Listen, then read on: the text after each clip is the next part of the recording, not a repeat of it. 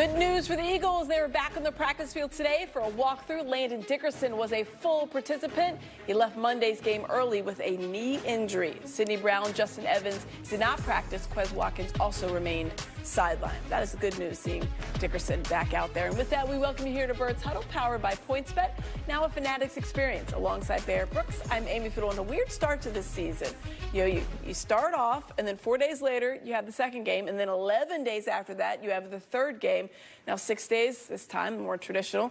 They're coming off Monday Night Football. They have a 1 o'clock Sunday game. And you know, it's funny, football players are creatures of habit. We want to get into a routine on how we go about our business. And these guys can't get into a habit because they haven't had any habit-forming things that they can do. I mean, practice here, walk through here, because everything's mixed up.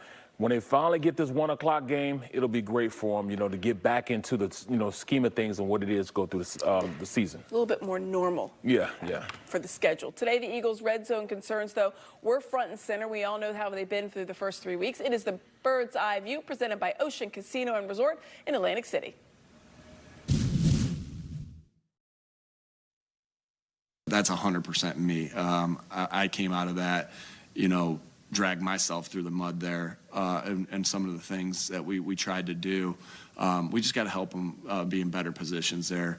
Both in the pass game and in the run game, we'll spend extra time making sure that we're doing what we need to do to fix that. We've been really good in the red zone the last 2 years.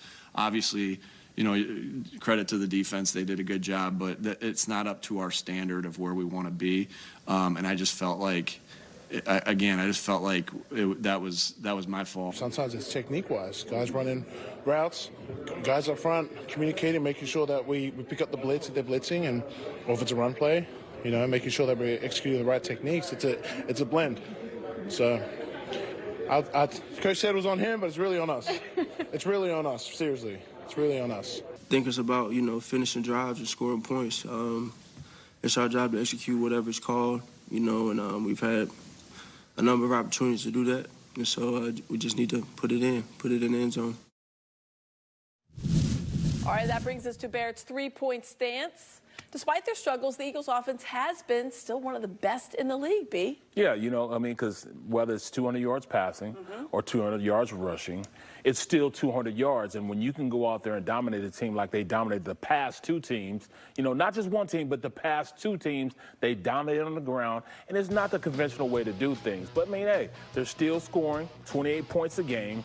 That's 384 yards total offense.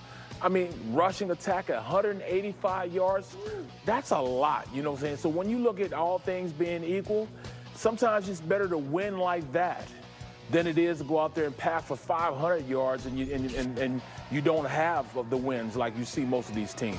I'm looking at a team like the Chargers. They're having a problem right now closing the deal. The Eagles are closing the deal. They do have some problems in the red zone, but that can all be fixed. That will all, come about when they just, make a concerted effort of being challenged down there. I like what they're doing on the opposite side of the ball. Jalen Hurts isn't playing up to the ability. We saw him play at the end of last year. He's now starting to knock the rust off. He will be okay going forward. And when he's okay, this team will be okay. The offense will be running more in tune to what we've seen him do. And I still love the fact that he's still out there trying to trust his receivers. Yes, he threw 2 picks, but it still doesn't change the fact that he trusts his receivers to go out there and get it. The first one was just, the guys weren't on the same page. I look for his performance to get better and better as they go farther and farther to the season. Well, speaking of better and better, the Eagles will be the last unbeaten team in the NFL. That's right. That's what Barrett says for his second stance.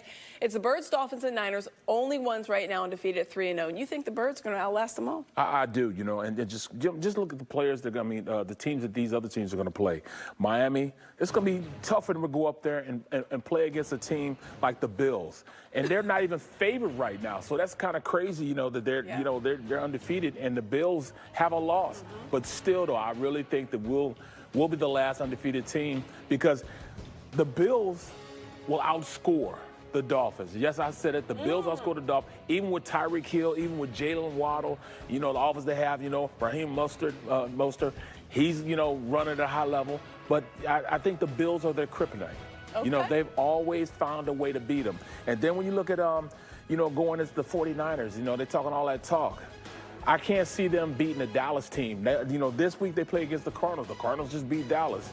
But, they got to go down and play them in Dallas also. So I like our chances of us being undefeated going into this because we're a more balanced team than the other two. I mean, a way more balanced team. It's a tough schedule coming up, especially when you look when it starts with the Niners and then the Dolphins, and they've got to back into the November. It's a little tough. But they're going to hit them in the mouth, because we're so balanced. Our offensive line is so good. The way we're running the ball, they can't stop it.